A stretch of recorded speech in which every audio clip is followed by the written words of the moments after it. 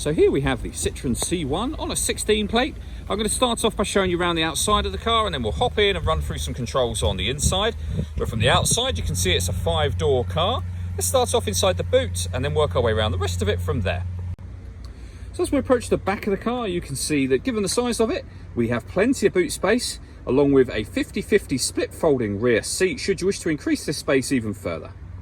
Okay, so we're just going to work our way back round to the front of the car, and then we'll hop in and run through some controls on the inside. But now that we've done a full circle of it, you can see it's in excellent condition the whole way round.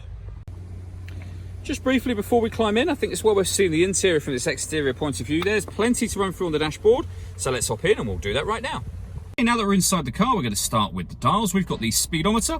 In the centre of that section, you can see the total miles for the car, which are 17,567. And then beneath that, we have the fuel gauge.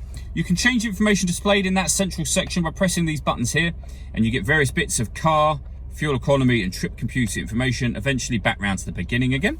If we back out to the steering wheel, on the left hand side we have stereo controls, and on the right hand side phone controls and speed limiter. Over in the centre is where, amongst other things, you can pair your phone. We're going to say no to adding one now. When it comes to music in this car, we have FM, AM and DAB radio.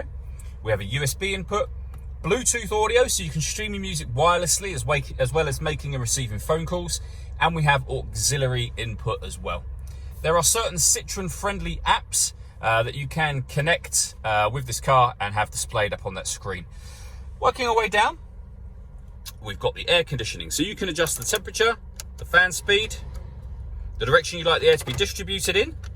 When you're happy with those settings, this button turns the air conditioning off or back on again.